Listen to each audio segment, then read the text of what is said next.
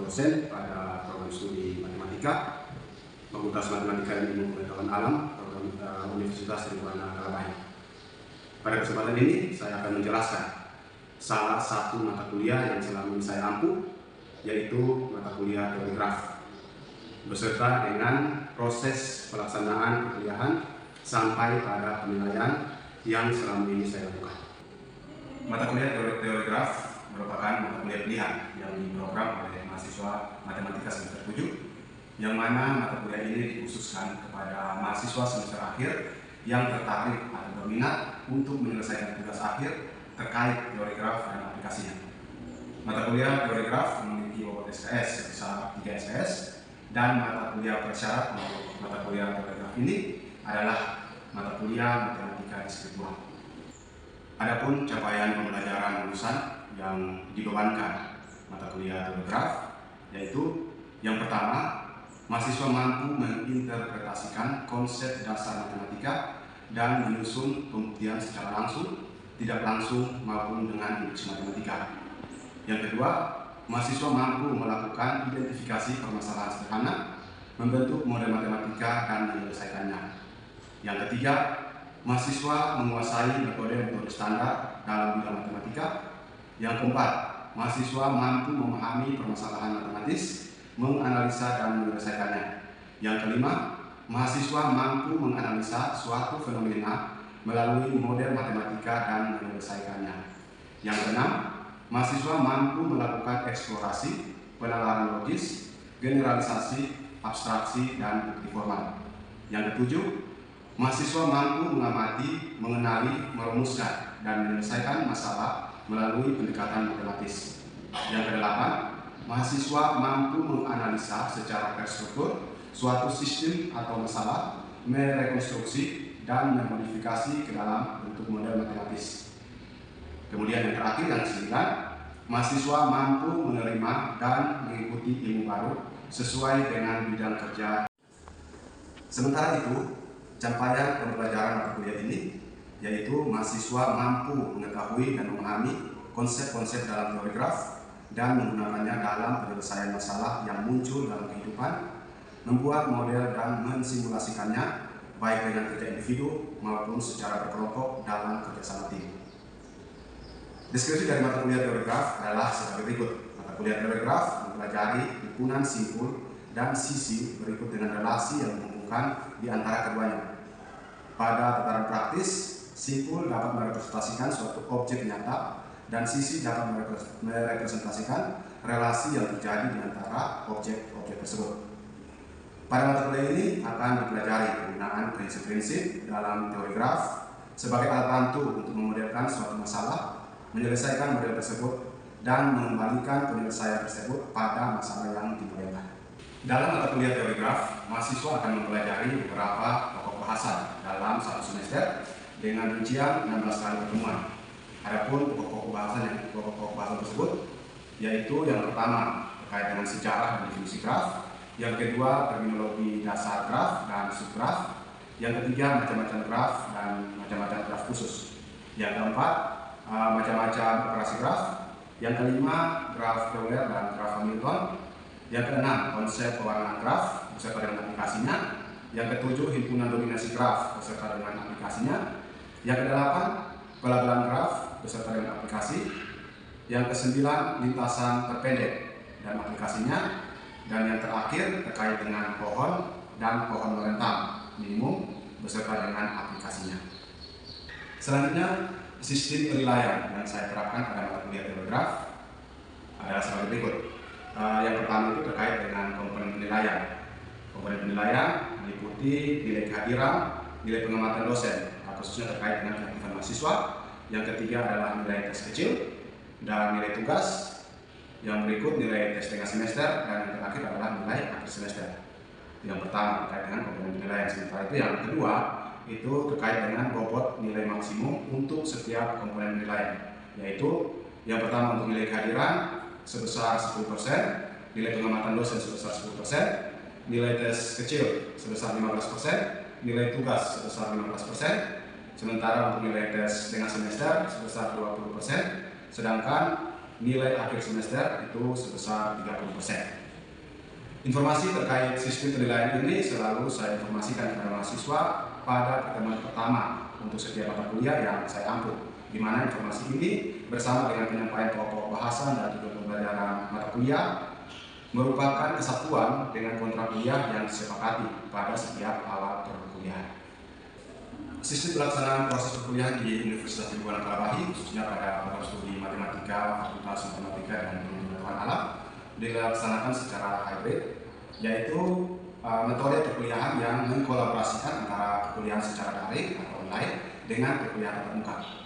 Adapun perkuliahan secara daring dilakukan dengan menggunakan Zoom, Google Meet maupun e-kampus. Sedangkan untuk perkuliahan tatap muka dilakukan secara bervariasi dengan metode ceramah, diskusi, dan tanya jawab serta latihan dan penugasan.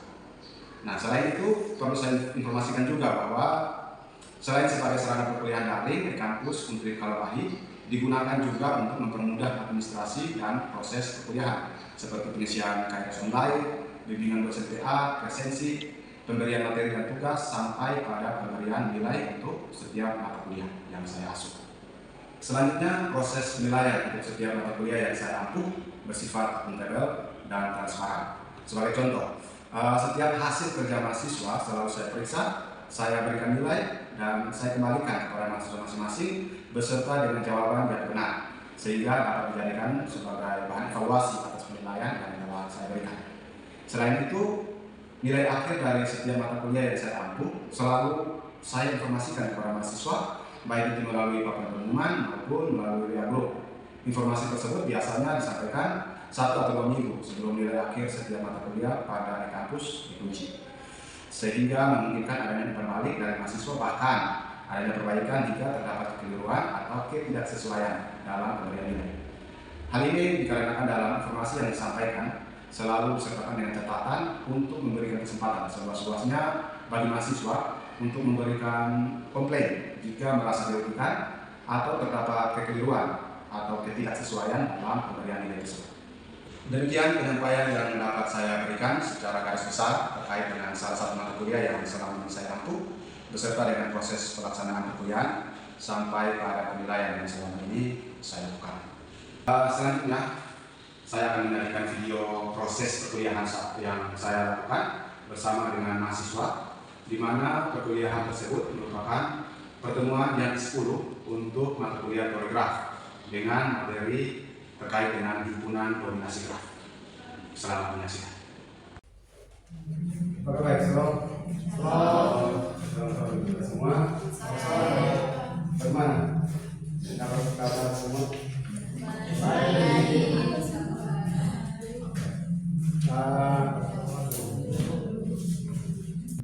Oke, sebelum kita mulai pertemuan kita hari ini, kami bertolong Kakak Desi. Kita dalam doa sebelum kita mulai perkuliahan.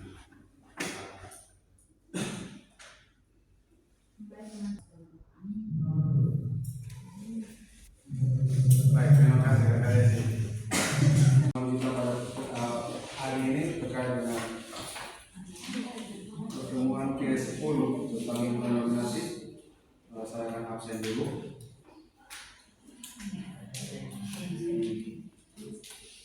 Aina, Aloria. Hari ini kita akan lanjut perkuliahan kita untuk mata kuliah koreograf pertemuan ke-10 terkait dengan koreograf untuk materi konsep himpunan graf, konsep himpunan koordinasi graf. Nah, sebelum kita mengenal terkait dengan koordinasi graf, tentunya pada pertemuan kemarin sudah cerita banyak terkait dengan apa itu graf, apa itu istilah-istilah yang terkandung dalam koreograf, mulai dari himpunan titik, himpunan sisi, terus saya ingat order, size, lagi apa? Derajat, hitungan derajat, dan lain.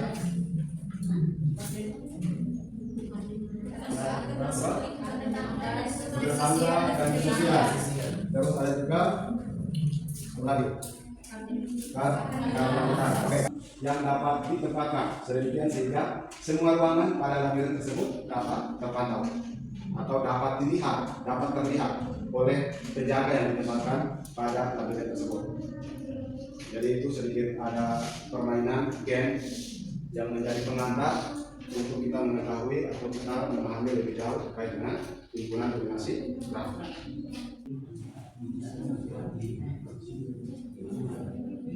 Oke, diselesaikan oleh kakak Deven. Kita lihat di situ dia menempatkan 2, 4, 6, 7. 2, 4, 6, 7 penjaga untuk bisa memantau semua sudut ruangan yang ada pada labirin tersebut. Menurut kalian, apakah itu sudah paling sedikit? Apakah semuanya telah terpantau? Atau ada yang belum? Yang berikut, apakah jumlah tersebut sudah cukup paling sedikit? Atau mungkin ada yang lebih sedikit dari itu? Yang diperoleh Deven itu adalah 7 penjaga. Dan satu ada yang bisa dapat 6, 5, 4. Sebagainya. Itu menurut Deven. 1, 2, 3, 4, 5, 6, 7, 5. Oke. Itu memantau atau untuk mengawasi setiap sudut ruangan. Apakah setiap ruangan sudah bisa terpantau? Bagian atas, kalau ujung sana bagaimana? Apakah bisa dilihat oleh ini yang bagian ini? Dia bisa melalui kesedihan. Bisa lihat di sini tidak? Tidak mungkin ya? Jangkauan pasti terbatas. Sudut ini pasti tidak bisa dilihat. Berarti 5 tidak bisa. Bisa tidak saya kasih 6?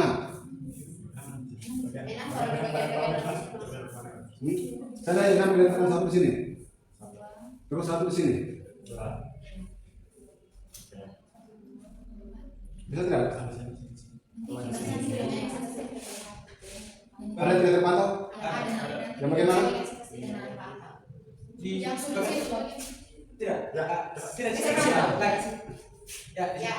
Ini ya? Itu tidak terpantau atau terhalang oleh tembok. Begitu. Maka kita buat sedemikian rupa pun tidak akan sampai kepada 6.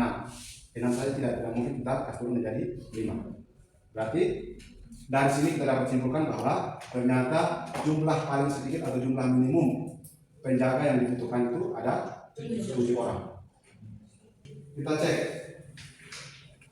untuk sejarah bagaimana himpunan dominasi ini muncul. Jadi konsep terkait dengan himpunan dominasi pada teori graf itu dia muncul dipelopori atau yang menjadi cikal bakal munculnya itu oleh si Berger pada tahun 1958. Nah, pada saat itu masyarakat di Eropa itu khususnya penggemar catur, mereka biasa bermain catur, lalu mereka tiba-tiba punya pertanyaan besar, di mana pertanyaan itu adalah saat mereka buka papan catur, lalu mereka berpikir kira-kira apa ratu ini, kira-kira kita butuh berapa ratu untuk ditempatkan di dalam papan catur, sehingga setiap kotak yang ada dalam papan catur itu terdominasi. Artinya bahwa kita taruh pion apapun di dalam kotak papan catur tersebut langsung dibunuh oleh ratu. Analisis sekian banyak cara, sekian banyak hal yang dia buat, ternyata yang dia peroleh adalah 5 ratu. Jadi itu yang merupakan cikal bakal munculnya konsep himpunan dominasi. Itu si BRT yang munculkan. Jadi, nah setelah kita mempelajari sejarah, kita lihat situ bahwa implementasi terkait dengan himpunan dominasi ini juga ada sekian banyak. Kita bisa lihat itu bisa digunakan untuk jaringan komputer, komunikasi komputer, terus jaringan sosial, penempatan kamera CCTV, terus penempatan penentuan lokasi survei, penempatan bus antar jemput dan lain sebagainya. Termasuk dengan nanti kita akan bahas beberapa masalah, beberapa persoalan terkait dengan himpunan dominasi. Oke, setelah kita bahas sejarah dan sedikit informasi terkait dengan manfaat dari belajar himpunan dominasi, sekarang kita lihat punya definisi. Definisi dari himpunan dominasi graf. Dominasi maka itu belum bisa dikatakan sebagai himpunan dominasi. Dari sekian himpunan dominasi yang terbentuk, jadi dalam suatu titik dalam suatu graf itu nanti ada sekian banyak dominasi yang terbentuk. Mulai dari kalau misalnya VG jumlahnya ada 10, titik VG jumlahnya ada 10, maka himpunan dominasi paling banyak itu jumlahnya ada 10. Itu paling banyak. Jadi kita tahu saja titik semua titik yang ada pada graf itu sebagai titik dominasi. Itu paling banyak.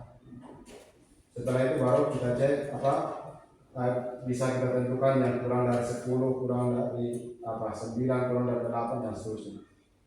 Maka akan dapat banyak sekali himpunan dominasi. Dari sekian banyak himpunan dominasi itu, lalu kita cek kira-kira mana yang paling sedikit.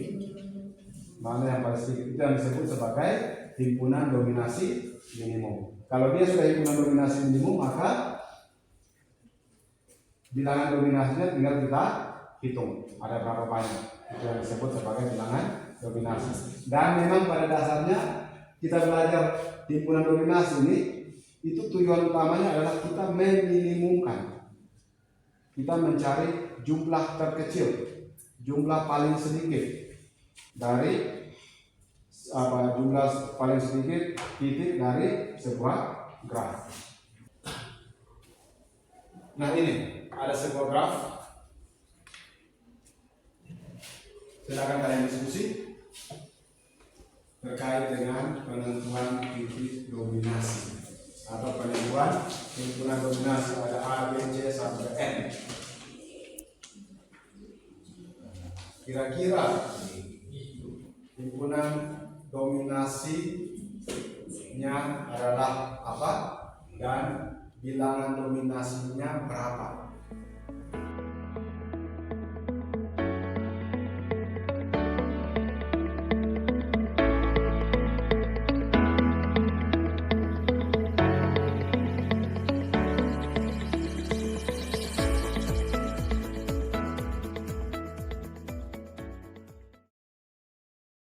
Bertetangga dengan titik dominasi atau tidak? Atau titik tersebut, titik dominasi tersebut mendominasi dirinya sendiri. Kita cek titik A. Titik A aman. Bertetangga dengan G. Titik B. Bertetangga dengan G. Atau dia mendominasi dirinya sendiri. Titik C. Titik C tidak bertetangga dengan minimal satu dari titik dominasi. Ini baik? Ya. Berarti dengan demikian yang dikerjakan oleh kalori ini masih keliru, bukan salah, masih keliru. Begitu baik? Yang satu lain satu lagi menutup kekeliruan dari kalian. Oke.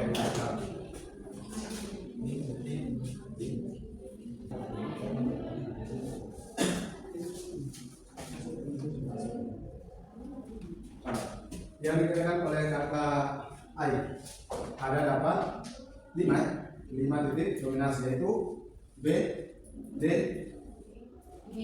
F, G, N. B, D, F, G, dan N. Nah, yang menjadi pertanyaan pertama adalah apakah semua titik itu sudah didominasi oleh titik dominasi atau belum? Sudah bertetangga dengan titik dominasi atau belum? Titik A didominasi oleh titik B dirinya sendiri. C oleh D. Titik D dirinya sendiri. Titik E D juga bisa, E juga bisa. F didominasi oleh dirinya sendiri. G dirinya sendiri. H dengan B. I dengan B. J dengan G. K dengan D. L dengan D. M coba paling sedikit, sudah paling sedikit. Jangan sampai kita bisa kasih menjadi 4 mungkin. Jangan bisa kasih menjadi 4. Jadi ini adalah kita mencoba dan terus mencoba, menentukan titik dominasi dengan terus mencoba. Jangan sampai merasa bahwa 5 masih banyak. Bisa tidak saya kasih menjadi 4? Apakah saat saya turunkan menjadi 4? Apakah memenuhi definisi terkait dengan himpunan dominasi atau tidak? Jangan sampai bisa. Oke, baik. Dengan demikian maka penjelasan terkait dengan definisi himpunan dominasi, terus beberapa contoh sudah kita pelajari. Sampai di sini mungkin ada yang mau tanya, silakan. Kita kesempatan. Mungkin 1 atau 2 orang silakan bertanya. Oke, baik. Silakan. Ya, terima kasih waktu untuk kesempatan untuk manajemen aku dengan penjelasan dari sudah disampaikan yang beberapa contoh yang sudah disampaikan. Ya, kemudian ini karena kita terlalu bertele-tele, kemudian bisa memulai dari katakan ada 30 maka kita 30 titik dia sampai pada kita menentukan yang paling gini. Ya, kemudian saya ingin bertanya untuk bagaimana menentukan cara nominasi. Apakah ada cara yang paling cepat atau ada cara yang paling pasti untuk bagaimana kita menentukan agar kemudian kita tidak bertele-tele dan kemudian yang satu hal yang kemudian tidak terlalu hanya alat begini. Untuk saya mau sekian. Oke, baik, terima kasih. Yang tanyakan itu adalah ini kalau salah ya, bagaimana cara yang cepat dan tepat untuk menentukan himpunan dominasi. Nah, sejauh ini terkait dengan perkembangan pembelajaran terkait dengan teori graf, belum ada cara yang pasti untuk menentukan himpunan dominasi. Atau cara yang cepat dan tepat untuk menentukan himpunan dominasi. Beda dengan kalau kita belajar pewarnaan, terus kita belajar apa lagi, ini jarak terpendek, lintasan terpendek dan seterusnya, itu sudah ada dia punya algoritma. Yang kita ikut algoritma itu sudah pasti dapat jawaban. Tetapi khusus untuk himpunan dominasi sejauh ini belum ada cara yang cepat dan tepat. Jadi jalan satu-satunya untuk mendapatkan hasil adalah dengan kita mencoba dan terus mencoba. Jadi kita mulai dengan jumlah titik dominasi yang paling besar, lalu kita turunkan dia, turunkan terus sampai pada titik kesekian ternyata masih bisa diturunkan, oke kita kasih turun lagi. Setelah diturunkan ternyata itu sudah tidak memenuhi definisi dari himpunan dominasi. Berarti untuk titik yang terakhir itu, jumlah titik yang terakhir itu bukan merupakan himpunan dominasi minimum. Otomatis yang merupakan himpunan dominasi minimum adalah jumlah titik atau titik yang kita tentukan sebelumnya. Begitu kan? Jadi untuk sementara belum ada cara yang cepat dan tepat. Jadi mau tidak mau, suka atau tidak suka, kita harus mencoba dan terus mencoba. Oke, itu pertanyaan dari rekan saya yang mau bertanya. Cukup dipahami? Oke, kalau untuk materi aman sekarang kita ke implementasi.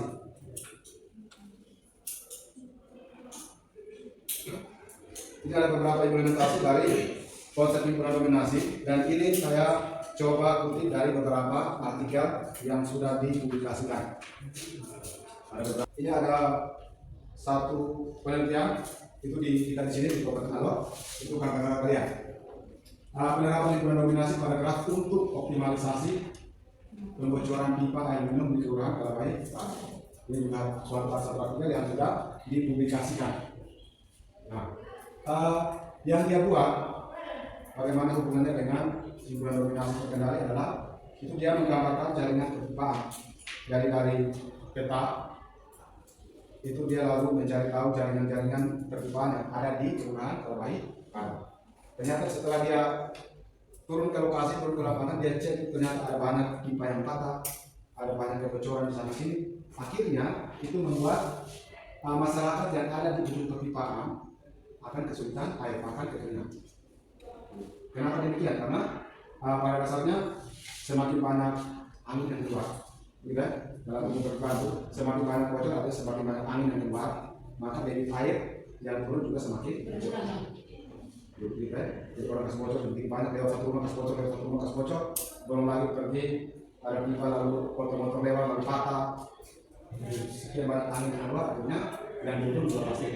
Nah, dari tugas hasil dari penelitian adalah bagaimana dia mau meminimalisir titik kebocoran supaya ada satu atau dua atau tiga rumah bisa menggunakan satu titik bocor.